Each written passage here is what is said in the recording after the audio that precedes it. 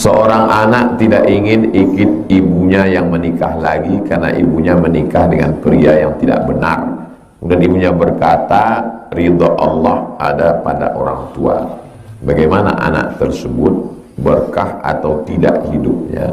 Anak yang belum akil baligh, hak asuhnya ada pada ibunya. Yang memutuskan hakim. Hak asuh anak ini ada pada ibunya, kata hakim, sampai ditemukan perkara yang membuat hak asuh berpindah kepada bapaknya. Di antara yang paling fatal, pertama, minuman keras. Kalau ternyata si ibu tertangkap minuman keras, langsung hakim mengalihkan hak asuh ke bapaknya. Yang kedua, selingkuh. Kalau ibunya pacaran, itu langsung si anak berpindah ke bapaknya. Selama ibunya tidak melakukan hal yang melanggar, maka hak asuh ada pada ibu. Setelah anak akil baligh, hakim bertanya, kau mau sama siapa? Kata si anak, saya mau sama bapak. Maka hak asuh jatuh ke bapaknya. Nah sekarang si ibu ini menikah dengan laki yang tidak benar. Lalu si anak pindah hak asuhnya ke bapaknya. Secara fikih si anak sudah benar. Bahwa si ibu mengatakan kamu, ibunya berkata ridho Allah pada orang tua. Ridho Allah pada orang tua itu masih koma, Mak. Ridho Allah ada pada orang tua yang benar. Bukan yang macam kau laki, kau hantu. Tapi tentu bahasa dia tak boleh begitu. Bahasanya tetap dijaga. Bagaimanapun dia tetaplah ibu. Karena dia melahirkan 9 bulan 10 hari, meregang nyawa itu tidak bisa dibalas dengan apapun. Makanya bunyi ayatnya, wa in jahadaka ala an tusyrika bima laysa laka bihi ilmun. Kalau dia memaksamu untuk mempersekutukan aku, fala tuti'huma, jangan kau ikut. Tapi untuk melawan tak boleh. Coba baca ujung ayatnya. Wa sahibhuma fid dunya ma'rufa. Tetaplah bergaul dengan baik. Bu, kan udah dewasa, udah bisa ngomong. Remaja pun bisa. Ini saya nggak bisa dengan bapak ini. Ini kalau saya tak tahu anak ini laki-laki apa perempuan. Kalau anak ini laki-laki, dia ngomong dengan baik. Saya tak bisa dengan bapak. Kalau anak ini perempuan, wajib dia sama bapaknya. Kenapa? Karena suami ibunya ini tak betul. Silap-silap digarapnya anak. Tak satu dua kejadian. Tak satu dua kejadian. Bagaimana meningkatkan semangat untuk menuntut ilmu? Bagaimana meningkatkan semangat untuk menuntut ilmu? Saya orangnya tidak bisa penasaran. Jadi kalau saya ditanya sesuatu, saya mesti dapat jawabannya baru saya tidur. Tak bisa saya tidur sebelum dapat jawaban. Makanya sebelum tidur tak saya buka handphone. Karena kalau saya buka ada jamaah bertanya, itu mesti saya dapat jawabnya baru saya tidur. Kalau saya penasaran tentang sesuatu, saya mesti dapat. Dan kalau udah dapat, mesti saya hafal teksnya atau paling tidak saya tulis. Itulah awalnya blog, saya buat blog. Begitu dapat, langsung saya masukkan ke blog.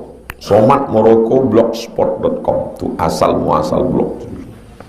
Nah, jadi balik pada ketertarikan. Ketertarikan kita ini kan macam-macam. Ada orang tertariknya ke batu. Batu gilingan maknya pun digosoknya. Lagi kita tertarik ke batu. Ada tertariknya ke sepeda ontel. Ada tertariknya ke hewan, iguana. Ada ketertarikan. Jadi memang ada manusia ini ketertarikannya ke ilmu. Ilmu aja. Ada manusia yang tertariknya begitu. Jadi kita berusaha untuk ketertarikan. Kalau ada orang tidak tertarik pada ilmu, Jangan paksa. Stres dia. Agama Allah ini tidak selamanya ditolong dengan ilmu. Misalnya anak ibu membaca nggak suka, mikir tak suka, mudah dia suntuk. Asal belajar sedikit, kultum aja 7 menit gatal kepalanya. Jangankan ceramah 60 menit. Tapi nyanyi bagus. Latih dia hadroh. Jangan suruh dia baca Riyadhus Shalihin, mati dia nanti. Tengok dia. Oh, anak ini berpikir tak suka, ngaji tak suka. Tapi kalau udah sholawatan, ya Hanana, ya Hanana, suruh dia latihan hadroh. Dia akan menolong agama ini dengan suaranya nanti. Dia akan jadi Mahir Zain, dia akan jadi Atif, dia akan jadi Habib Syekh. Jadi agama ini tidak selamanya bisa ditolong. Gitu juga dengan anak penghafal Quran. Diterima 25 anak menghafal Quran. Setelah setahun tak naik-naik hafalannya. Kita tidak boleh judge dia bodoh, karena tidak ada manusia ini yang bodoh. Mungkin di ngapal dia lemah, tapi di yang lain. Makanya anak-anak yang tidak hafal full kita tidak keluarkan.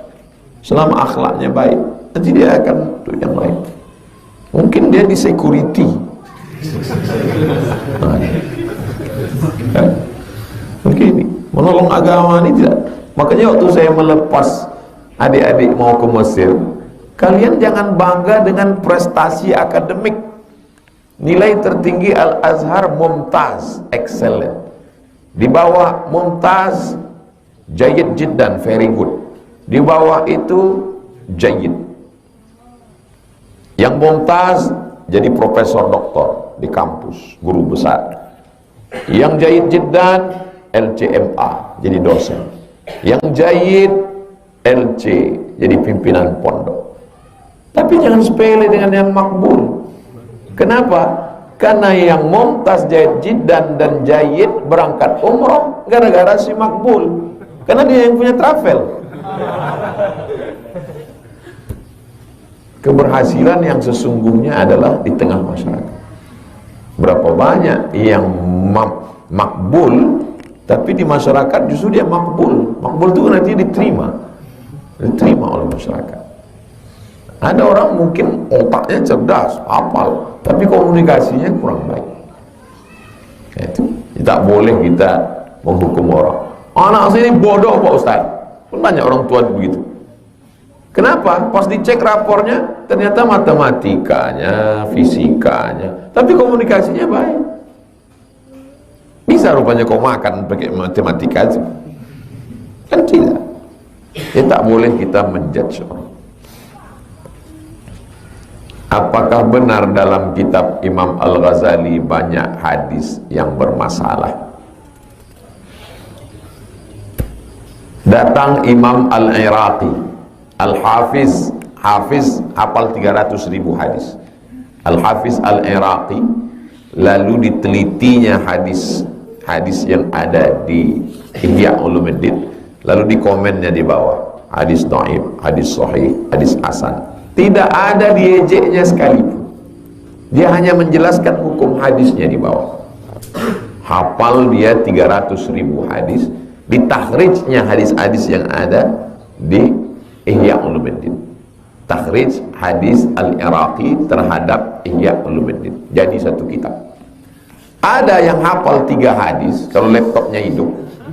Setiap ceramah itu aja diserang. Ihya Ulumuddin itu banyak sekali hadis-hadis dhaifnya.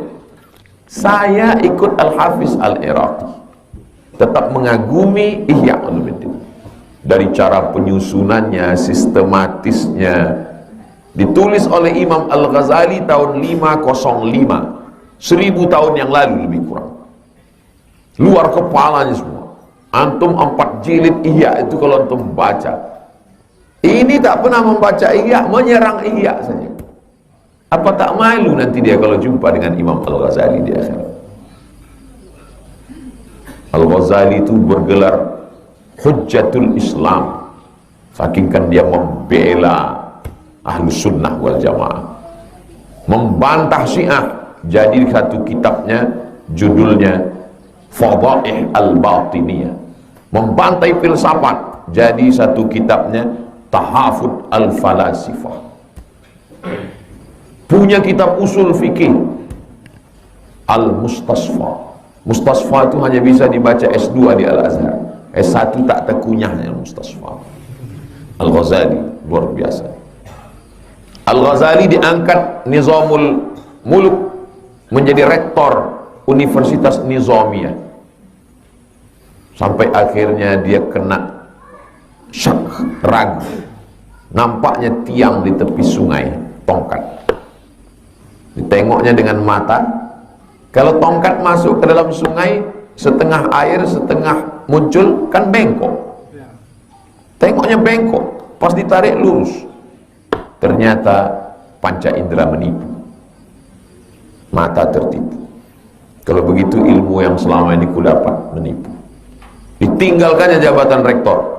11 tahun dia berkhalwat, bersunyi-sunyi, sampai akhirnya dia menemukan ma'rifah, pengetahuan yang sempurna. Al-Ghazali lah yang bisa membahasakan ma'rifah tanpa harus terpeleset meninggalkan syariat. Makanya kasulah cerita berakidah Asy'ari, berfikih Syafi'i, bertasawuf Al-Ghazali, karena Ghazali yang paling selamat dalam bertasawuf. Sejalan antara syariat, hakikat, ma'rifat.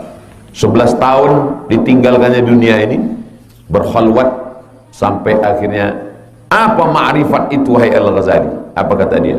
Nurun yaqdhifullahu fi qalbi abdi, cahaya yang ditembakkan ke dalam hati seorang hamba. Saat dia keluar dari khalwat itu, kitab yang pertama ditulisnya Al-Munqidh minad Dhalal. Setelah Al-Munqidh minad Dhalal, barulah kitab Ihya. Puncak dari prestasi Al-Ghazali adalah Ihya Ulumuddin. Jadi kalau paham Ihya, menyerang Ihya, tak pernah baca Ihya, dan dia tak kenal Al-Ghazali, dan serangan itu pun dikopinya dari gurunya, yang gurunya juga tak pernah baca Ihya. Khatamkan Ihya. Nanti kalau musim libur pergi antum ke Jawa, cari ada pondok-pondok yang menghatamkan Ihya khusus. Baru antum tahu apa isi Ihya itu. Ringkasan Ihya diringkas oleh Syekh Jamaluddin Al-Qasimi, jadi satu jilid. Dulu kami baca di pondok. Nama kitabnya Mau'izatul Mu'minin min Ihya Ulumuddin. Mengapa Syekh Albani bisa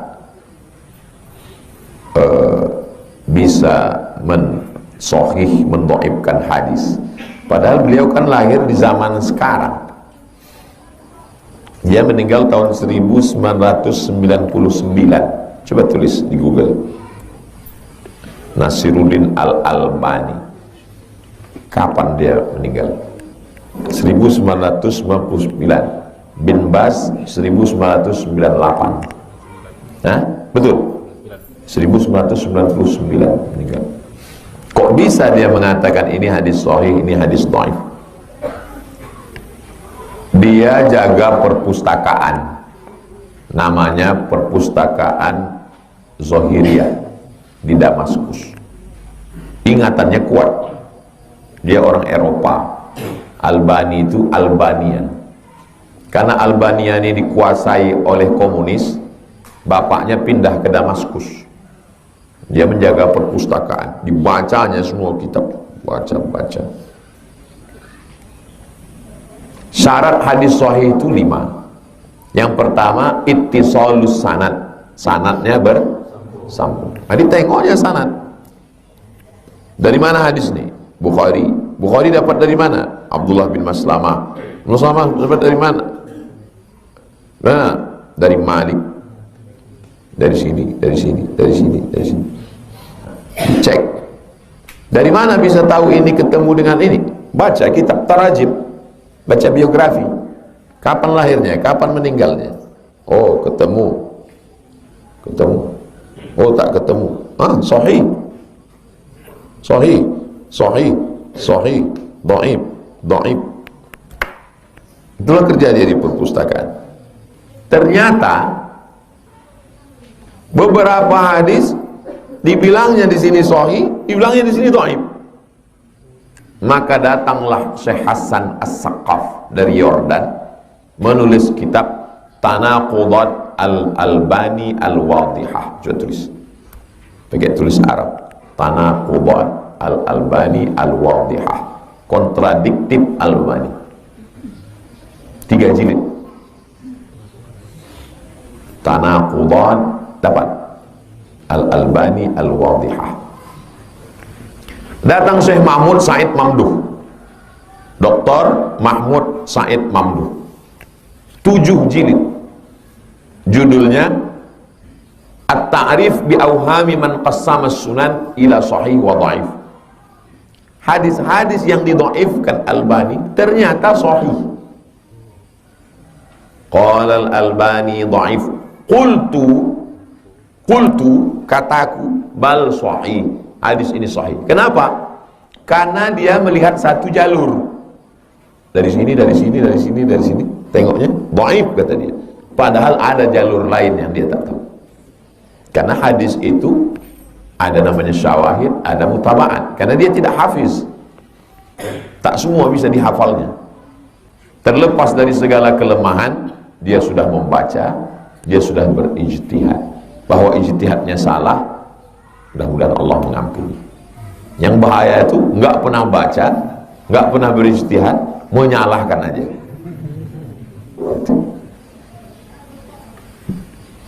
Faham? Apakah membunyikan jari jemari ketika hendak berdiri dari sujud itu membatalkan sholat? Sedang sholat. Mazhab Syafi'i 3 gerak harakah ajnabiyah batal. Kalau pakai mazhab Syafi'i batal. Kalau mazhab yang lain tak batal. Kalau pakai hadis dari tempat berwudu ke tempat sholat tak boleh tasbih. Tasbih menjalinkan jari jemari. Karena bisa melalaikan hati. Jadi habis wudhu itu tak ada tasbih, tak ada bunyi-bunyi. Tapi kalau masalah batal tak batalnya khilaf. Kalau masalah boleh tak bolehnya sepakat. Semua mengatakan tak boleh karena akan membuat lalai hati. Beralih dari tasbih kepada tasbih. Nilainya tidak stabil. Rupiah nggak stabil juga Pak Ustadz. Rupiah ini dulu sebelum krisis moneter $1 itu 2.000 perak. Sekarang $1 berapa? 15.000. Saya waktu mau ke Mesir 97, 98 melambung jadi 20.000. Makanya anak Indonesia yang berangkat tidak genap 100 orang, cuma 74 orang. 26 tak jadi berangkat karena dolar melambung. Berarti rupiah juga tidak stabil. Sama-sama tak stabil dong Pak Ustadz. Fluktuasi Bitcoin, uang digital, sangat tidak stabil. Dari pagi ke sore bisa dia melambung. Itu salah satu sebab dia tidak bisa dipegang, dipakai. Sebagai alat tabungan bisa, tapi sebagai alat transaksi tidak dianjurkan. Itu tentang uang digital. Jadi antum nyimpan bisa, tapi sebagai alat transaksi tak bisa. Jadi pakai uang konvensional aja. Uangnya uang alam gaib ya. Uangnya itu ada, tapi di rekening. Dan berapa banyak orang kehilangan uang digital. Kemarin saya lihat penuh Ustaz, pas saya cek nol. Apa tak gila? Udah melambung-lambung udah. Punya pesawat pribadi, punya mobil. Insya Allah nanti kalau udah bagus jalan Kamboja ini, saya pakai mobil sport saya di Pak Ustaz. Jalan udah bagus, duit tuh hilang. Jadi kesimpulannya, sebagai untuk simpanan bisa, tapi sebagai alat transaksi tak bisa, karena fluktuasi dia naik turunnya itu ngeri sekali. Bukan kata saya itu hasil pertemuan pakar ekonomi syariah di Ponorogo beberapa tahun yang lalu, membahas tentang uang digital.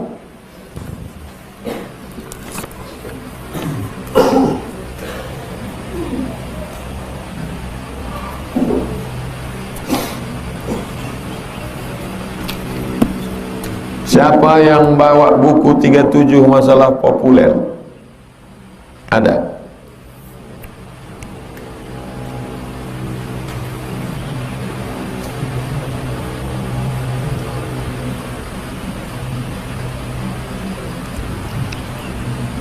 Yauma yuk, ini pertanyaannya tentang apakah mentakwil itu haram? Mentakwil. Mentakwil itu mengalihkan lafaz dari makna hakiki kepada makna lain. Yauma yukshafu an saqin, pada hari itu betis Tuhan disingkapkan. Tahu betis? Betis. Pada hari itu, hari kiamat, betis disingkapkan. Gimana antum memahami ayat itu? Tuhan punya betis, betisnya disingkapkan. Makanya ahli tafsir mentakwil ayat itu. Makna betis Tuhan disingkapkan artinya huru hara yang sangat mengerikan.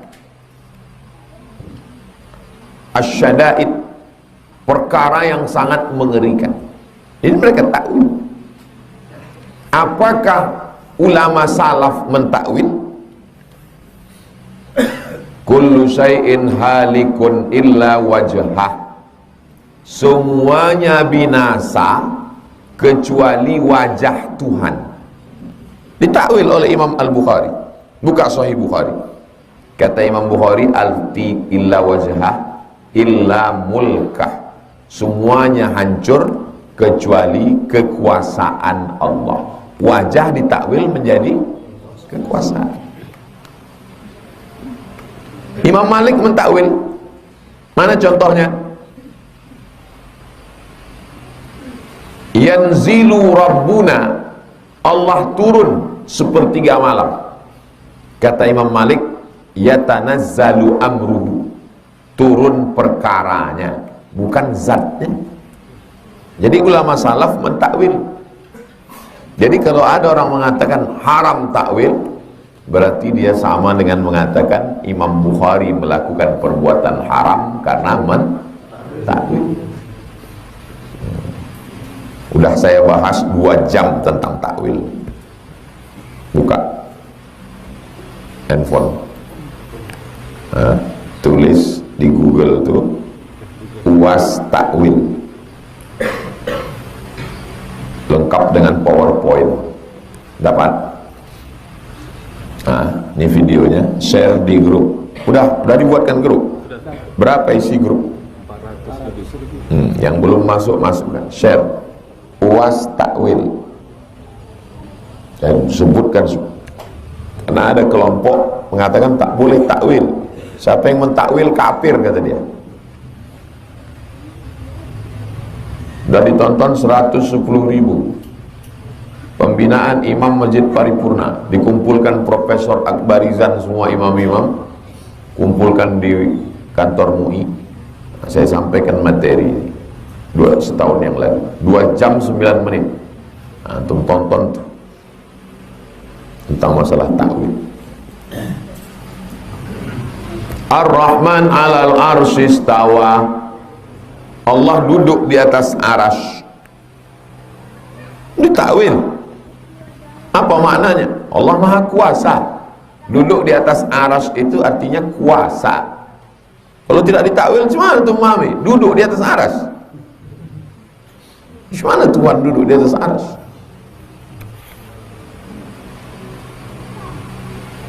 Bagaimana pandangan Islam terhadap pekerja percetakan mendapat orderan spanduk Selamat Natal.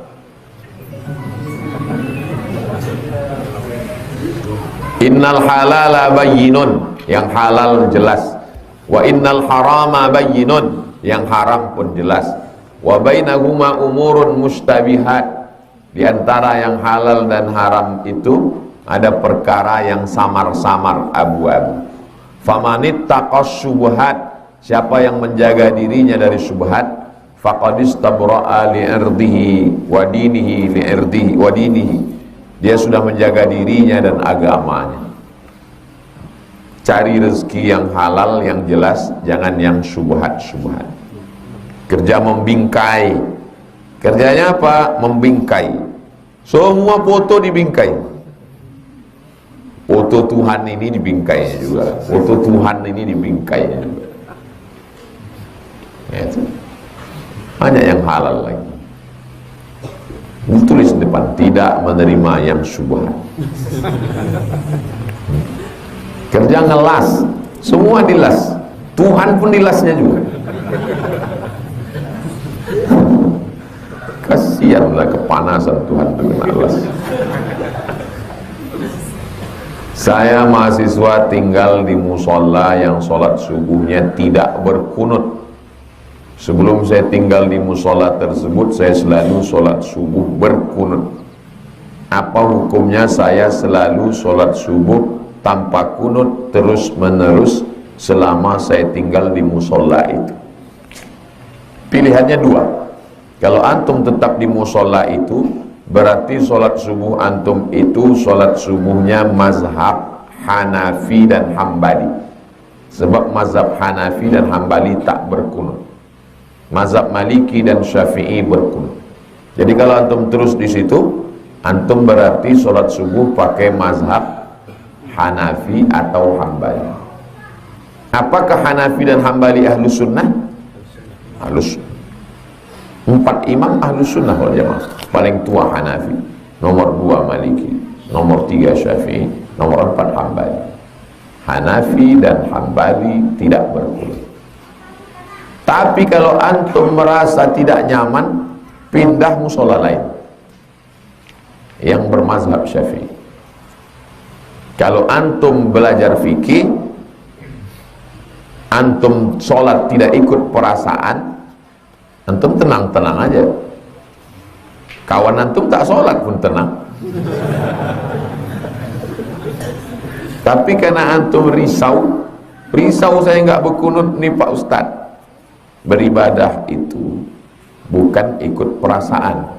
Kalau sudah benar menurut dalil, benar menurut Quran, benar menurut sunnah, benarlah itu. Antum yang tiap hari sholat pakai air wudhu, tiba-tiba disuruh bertayamum, gak enak hati saya ini Pak Ustaz. Rasa-rasa tak sholat. Kau ini sholat pakai rasa-rasa atau pakai ilmu? Saya sholat subuh di Masjid Akramun Nas Undri.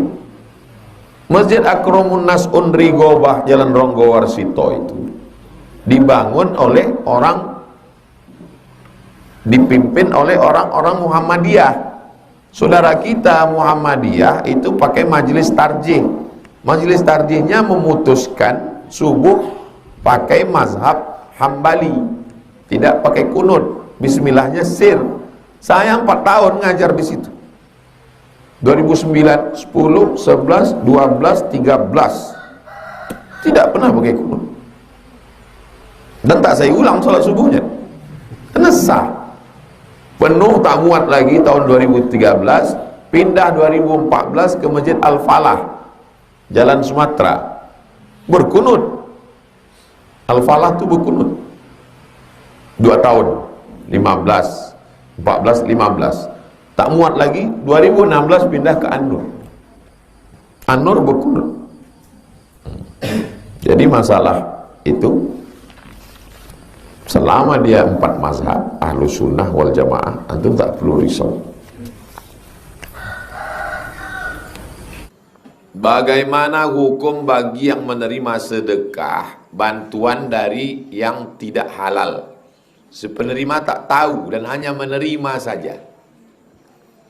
Kalau datanglah orang mau menyumbang untuk membangun asrama di situ, saya terima atau saya tanya dulu, Pak, ini duit korupsi atau duit apa ini?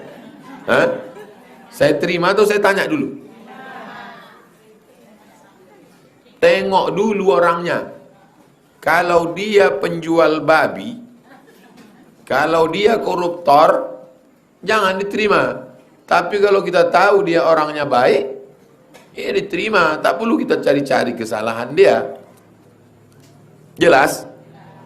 Jadi kita tengok keseharian dia. Kalau kita tak kenal, ya dicari orang yang kenal. Orang ini macam mana dia ini? Oh, dia itu rentenir Pak Ustadz. Lintah darat. Semua yang di air ini kalau naik ke darat jadi jahat. Lintah darat. Buaya. Apakah diterima Allah niat baik dia? Korupsi dia. Dibawanya duit itu, disedekahkannya untuk pembangun masjid. Apakah diterima Allah? Kok tahu ibu? Kapan ibu diangkat jadi juru bicara Allah? Kita tanya sama santri ini. Ada orang mau ngasih semen pembangunan asrama. Semen itu dapatnya dari duit bedukun, dukun dia. Apakah diterima Allah? Wallahu alam. Enak kali kalian wallahu alam. Dia selalu tanya sikit-sikit wallahu alam. Sikit wallahu alam. Nanti ditanya orang, itu ustazah apa itu? Itu ustazah wallahu alam.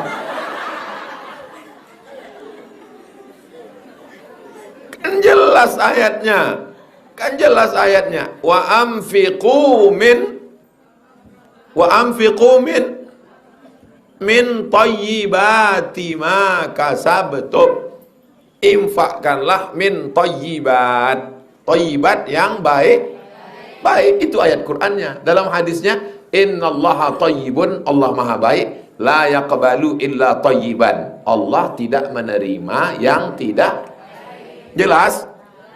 Sekarang saya balikkan. Diterima Allah apa tak diterima? Kenapa tak diterima? Tak baik. Dari mana Ustaz tahu?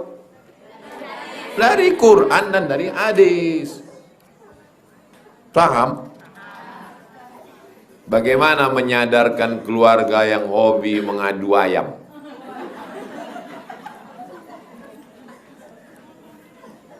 Dibelikan sarung tinju. Nah, diundang satu petinju, suruh dia belaga. Cari petinju di Pekanbaru ini yang kuat. Undang ke rumah. Jadi rumah itu jangan diundang ustaz aja pengajian. Undang petinju, kasih. Bilang sama dia, ini saudaraku ini suka melaga ayam. Coba aku laga kalian. Pecah-pecahkan muncungnya dulu. Biar tahu dia rasanya dilaga. Saya dulu waktu kecil suka melaga ikan. Ikan laga. Ikan siam namanya di kampung kami. Silaga. Kata mak saya, kau nanti di akhirat dilaga Allah Ta'ala sama orang yang ada di neraka. Sejak itu berhenti saya melaga ikan. Jadi ibu-ibu kalau ada anak ibu suka melaga ayam, melaga jangkrik, melaga kambing, jangan dikasih support. Terus mainkan. Terus. Itulah maka anak itu jadi hantu. Kalau kami dilarang tak boleh. Menengok orang cacat tak boleh. Asal pergi saya undangan sama mak ni, asal laman nama tu, jangan kau tengok lama-lama. Tengok duduk kan, tak boleh. Siapa tu mak? Dia tu tamu Tuhan. Nanti kita kalau mati lama kita ditanya malaikat, tapi dia tu langsung karena tak berdosa. Menghormati orang tua, menyayangi binatang, tak boleh. Anak burung pergi main ke semak-semak dapat anak burung, bawa balik. Oh, paling pantang, bawa balik-balik, hantarkan balik. Macam mana kalau kau ditangkap hantu, dibawa? Mau balik kau kan? Menangis kau kan jauh dari mak? Ya begitu juga lah anak burung. Jadi kita diajak berpikir. Jadi sebelum masuk sekolah, sebelum kuliah, yang pertama kali menanamkan itu adalah Ibu. Itu maka ibu-ibu ini mesti baik. Maka anak-anak ini suruh menghafal Quran masuk pesantren. Kalau ibunya baik, insya Allah anaknya baik. Jadi yang banyak nakal-nakal anak-anak ini emaknya hantu.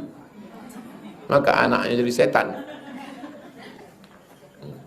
Insya Allah ibu-ibu ini anaknya baik-baik. Itu sama anaknya baik-baik.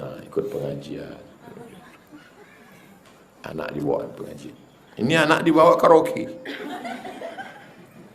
Nyanyi dangdut. Berdosakah kita yang mengetahui hanya membiarkannya saja? Man ra'a minkum mungkaron, siapa di antara kamu menengok perbuatan mungkar? Sambo lewat.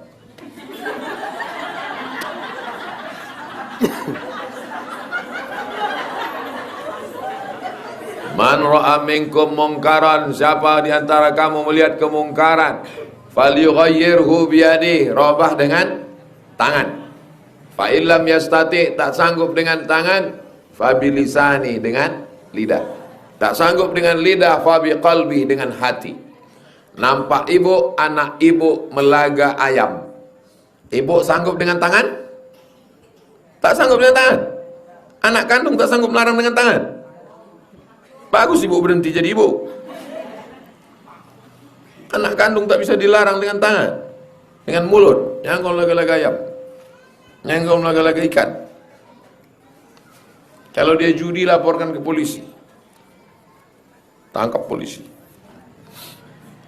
Bagaimana cara menyikapi teman yang sering berselisih? Oh, kami selalu berselisih karena jalan ini sempit. Yang bila dinasihati mereka tetap keras dan malah kita ikut dimusuhinya, seakan-akan dia yang paling benar dan mampu hidup sendiri, dan coba mencari-cari kesalahan kita. Kita ini disuruh sholat, disuruh puasa, disuruh berzakat, disuruh haji, tapi jangan lupa kita disuruh kuntum khaira ummah. Kita ini umat yang paling baik. Syaratnya apa? 3. Ta'muruna bil ma'ruf wa tanhauna 'anil munkar wa tu'minuna. Amar ma'ruf nahi munkar. Jangan pedulikan cakap orang. Kalau saya pedulikan cakap orang, udah berhenti saya ceramah. Cerita masalah khamar, pemabuk tersinggung. Cerita masalah sabu-sabu, pengedar narkoba tersinggung. Cerita masalah korupsi, koruptor tersinggung. Tak saya pedulikan, saya sampaikan aja. Mau marah dia, bukan urusan saya. So undang ustaz itu lagi, tak apa-apa. Bolehkah kita menjauhkan diri dari mertua yang anggap kita adalah aib keluarganya? Bagaimana sikap kita yang telah diputus silaturahim dengan mertua sendiri dan keluarganya, yang tidak menginginkan kita dan ada keluarga? Wa amruhum syura bainahum. Kalau ada perempuan mengalami macam ini, maka kasih tahu sama anak mertua itu. Anak mertua itu siapa? Suami. Bang, tolong panggil mak itu dulu bang. Kalau aku manggil dia marah sama aku. Panggil. Dudukkan abang itu, dudukkan mertua itu, dudukkan sekeluarga, duduk sama-sama. Judulnya mau dibawa kemana hubungannya?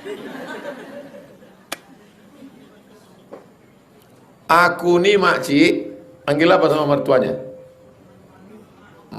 Mother, mami. Mami itu yang keluar dari kubur itu. Mami yang di Mesir. Aku nih makcik, bukan jumpa kalian di tong sampah.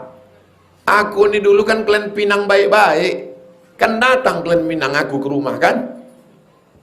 Begitu kan dia. Cuman bahasanya jangan macam saya ini, lembut. Kalau macam saya ini kumat, darah tingginya mati dia langsung. Lembutlah. Makcik, aku ini dulu kan kalian pinang dengan baik. Kenapa kalian musuhi aku sekarang? Duduk musyawarah.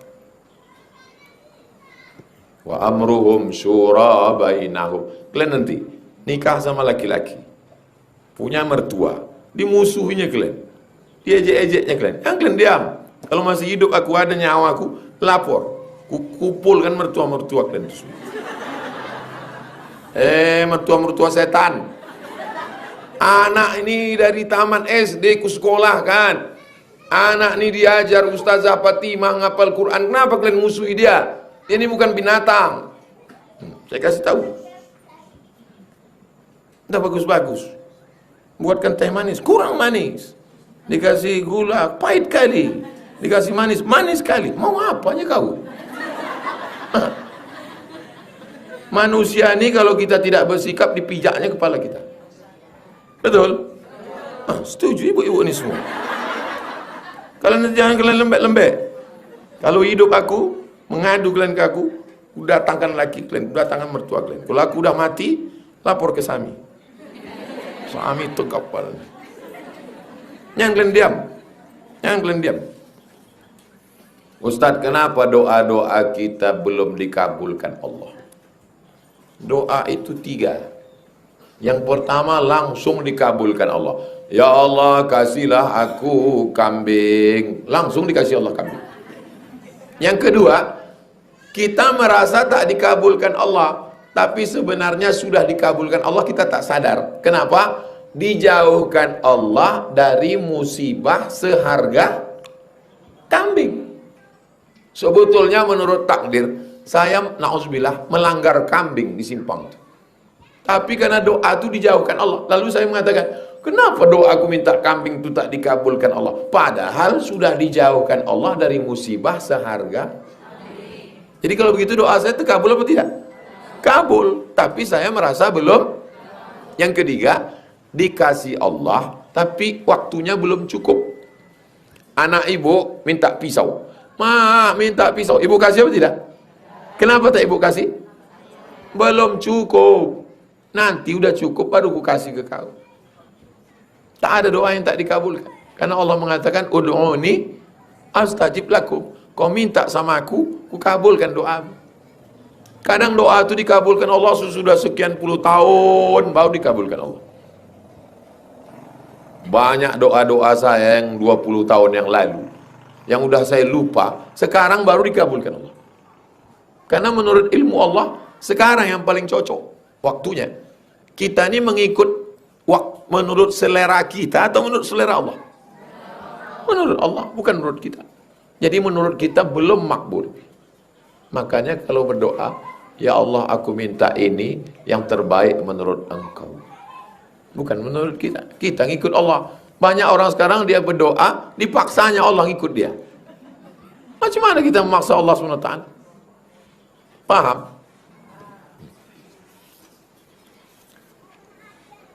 Apa perbuatan paling baik seorang wanita dalam hidupnya? Pertama, beriman kepada Allah. Yang kedua, mengikut sunnah Rasulullah. Yang ketiga, berbakti kepada orang tua. Yang keempat, patuh kepada suami yang taat kepada Allah. Kata Nabi SAW, kalau kau lakukan ini, kau masuk surga dari pintu mana saja yang mau kau sukai. Ada yang masuk surga dari babu sholat karena sholatnya banyak. Ada masuk surga babu zakat karena banyak berzakat. Ada yang masuk surga dari babul jihad karena mati jihad. Tapi orang yang sholat khamsah, somat saumaha, ata'at zawjaha, beriman kepada Allah dengan sholat, puasa, berbakti pada orang tua, melaksanakan ibadah, patuh pada suami, masuklah ke dalam surga min haitsu syi'ti, dari pintu mana saja yang kau mau. Tapi suami tadi dengan syarat suaminya juga patuh kepada Allah. Sekarang banyak juga suami tak sembahyang. Aku ni suami kau, mesti patuh sama aku. Tengok dulu bang, bukan macam kau. Suami yang patuh kepada Allah. Kalau kita mengerjakan yang wajib saja, tak banyak sunatnya, apakah kita bisa masuk surga? Salatnya subuh, zuhur, asar, maghrib, isya. Puasanya Ramadan aja. Masuk surga? Masuk. Cuman di kaki-kaki limanya aja lah. Kenapa orang kalau rumah mau lengkap? Ada ruang tamunya, ada garasinya, ada kolamnya. Makan juga mau lengkap. ada buah pembukanya, ada manisan penutupnya, ada teh manisnya. Tapi kenapa pas ibadah mau wajib-wajibnya aja? Kalau cerita cukup syarat, cukup. Tapi kalau mau lebih daripada itu, maka laksanakan yang sunat. Apakah boleh kita sholat fardu membaca ayat pendeknya ayat kursi? Ayat kursi itu ayat apa tak ayat? Ayat. Ayat kursi itu surat apa tuh? Al-Baqarah. Allahu la ilaha illal qayyum wa la ya'uduhu hifzuhuma wa huwal aliyyul azim. Maka kata Allah, faqra'u ma tayassara minal Qur'an. Bacalah bagian dari ayat Quran. Ayat kursi ayat Quran apa tidak? Sah. Jadi kalau ibu baca solat ayat kursi, sah solat. Kalau ada orang solat, waladhdallin amin, Allahu Akbar, apakah sah solatnya? Sah. Karena ayat Quran menurut mazhab Syafi'i hukumnya Untuk fikih biar supaya tahu mana rukun, mana syarat, mana wajib, mana sunat, buka namanya fikih Islam Sulaiman Rasyid, paling rendah. Anak-anak santri fikihnya fikih Islam Sulaiman Rasyid, khatam dari kulit sampai ke kulit, udah khatam. Yang kelas 2 udah khatam, yang kelas 1 belum baca. Saya minta doa Pak Ustadz untuk almarhum adik saya, namanya Basrizal bin Ilyas, supaya dilapangkan kuburnya, ditempatkan di surga. Nanti habis pengajian kita doakan orang tua kita, keluarga kita yang sudah mendahului kita. Kita bacakan Al-Fatihah nanti insyaallah. Ala hazihin niyah. Ala hazihin niyah maksudnya niat yang udah kita baca ini semua. Saya sudah menikah 15 tahun. Tapi seiring waktu sudah tidak cinta lagi. Sekarang saya hanya melakukan kewajiban sebagai istri dan rasa kasihan di hari tua. Apakah saya berdosa Pak Ustadz?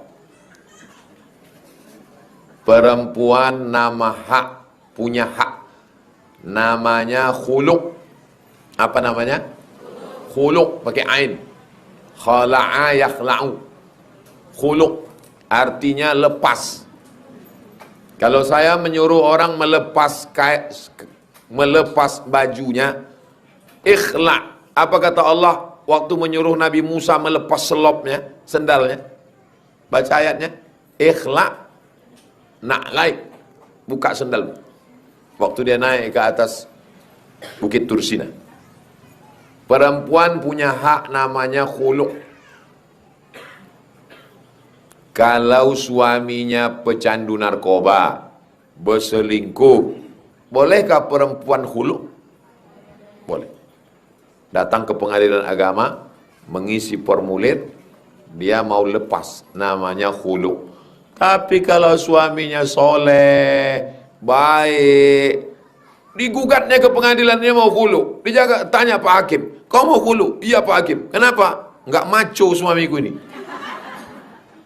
Aku mau dia pakai celana jeans. Aku mau dia anak fang. Maka tak bergoncang tiang aras saking murkanya Allah SWT. Ihtazza asyur rahman. Jadi khulu itu boleh kalau suami itu melanggar aturan Allah. Jelas? Jadi kalau suami ibu baik, sopan, ibu jaga-jaga aja lah. Sementara malaikat maut datang.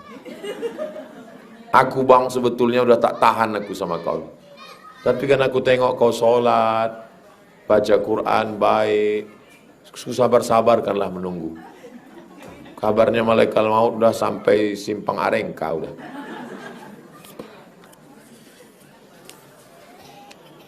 Tuan Guru, apa hukum wanita meninggalkan sholat?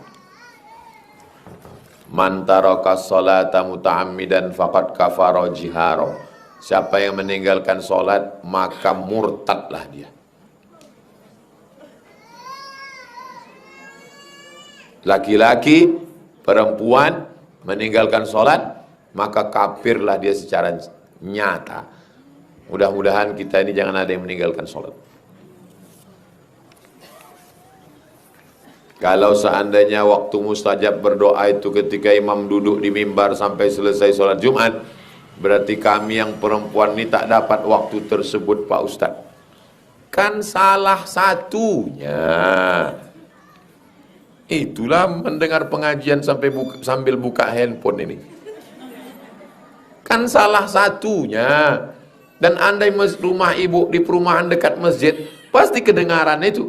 Barakallahu li wa lakum fil Qur'anil azim wa nafa'ani wa iyyakum bima fihi minal ayati wa dzikril hakim wa taqabbala minni wa minkum tilawatahu innahu wal ghafurur rahim. Itu berarti kan sedang duduk itu. Doa. Naik dia lagi. Alhamdulillah. Salah satu doa mustajab, bukan itulah satu-satunya. Jelas? Dulu waktu kecil namanya lain. Sesudah besar namanya ditukar. Nama nikah jadi waktu di padang mahsyar nanti nama yang mana Pak Ustadz?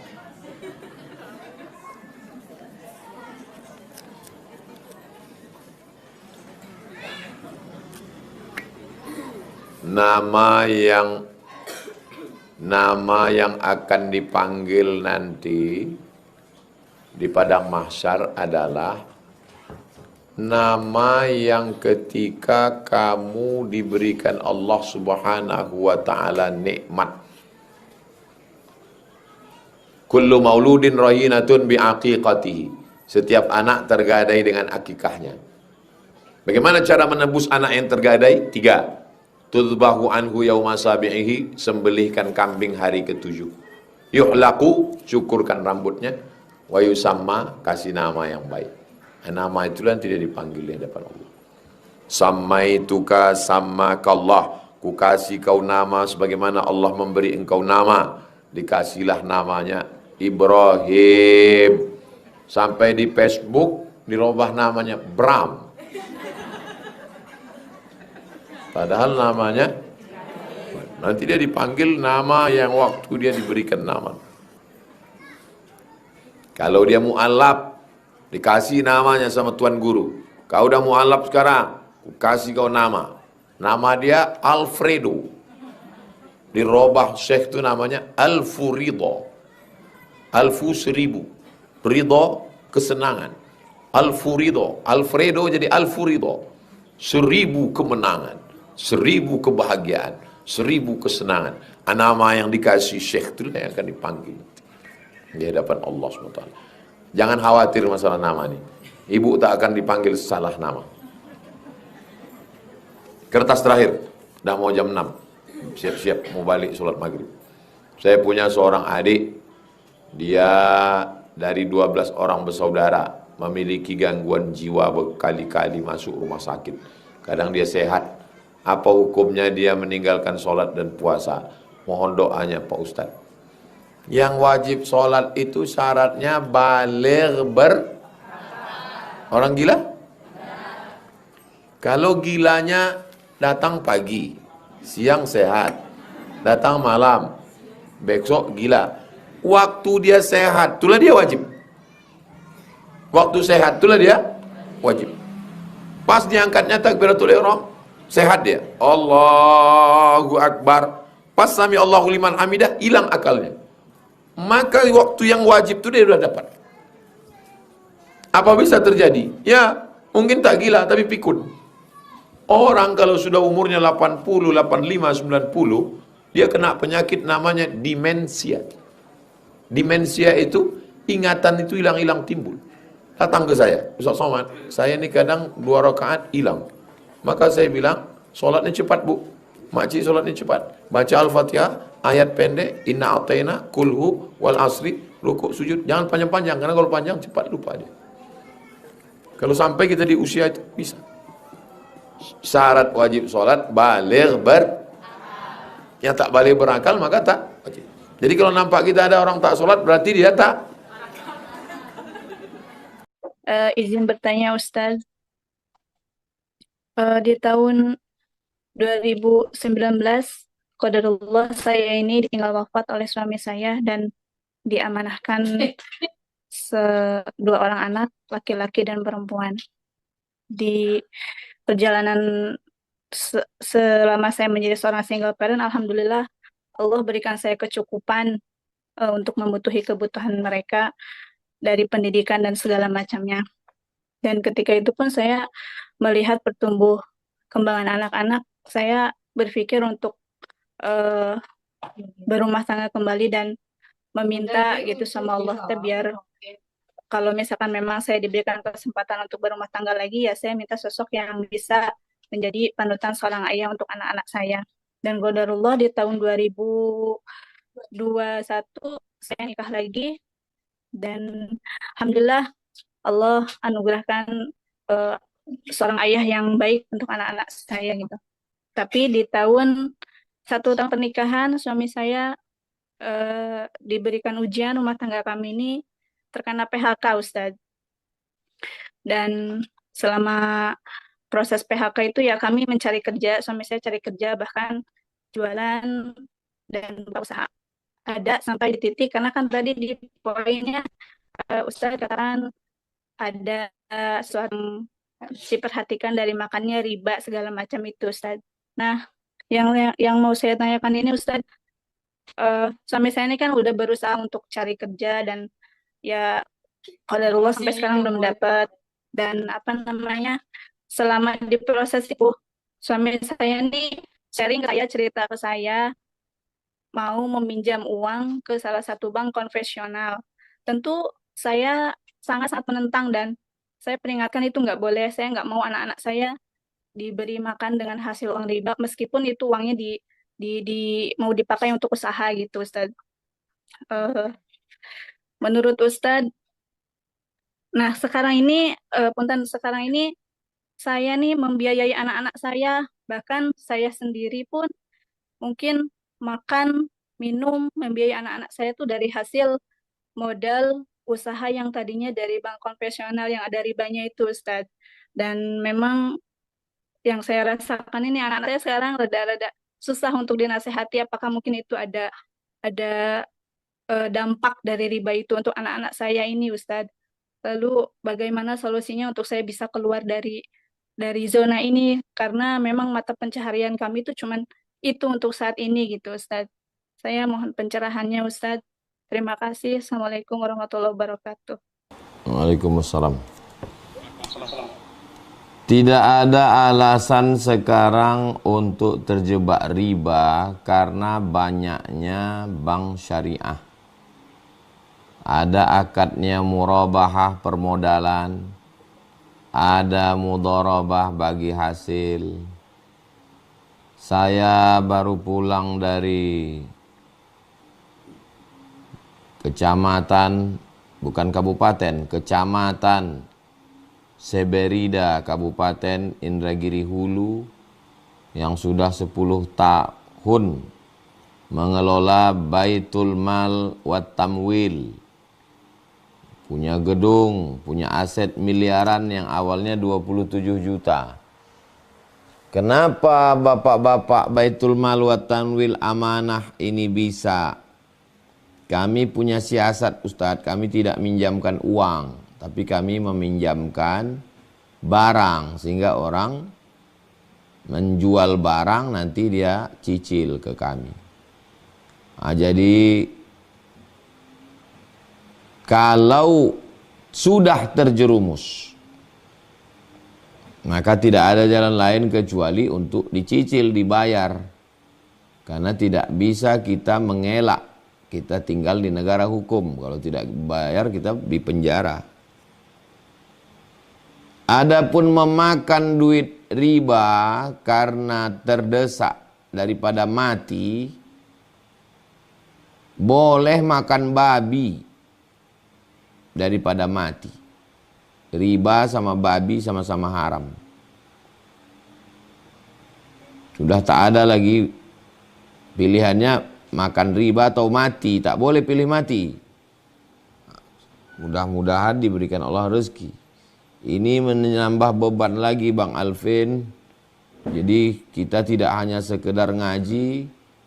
Mungkin di grup kita, komunitas kita ada orang yang punya perusahaan, perlu pekerja. Kita pertemukan dengan orang, jamaah sahabat saudara kita yang mau bekerja tapi tak tahu mau kemana.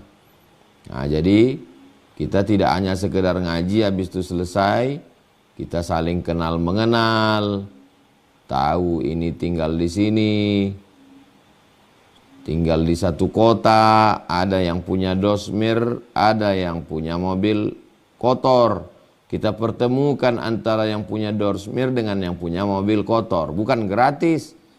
Jangan kesannya kalau udah sama ngaji gratis, saya tidak mau gitu. Business is business. Pengajian ini mempertemukan. Ada yang punya catering, ada yang mau nikah anak.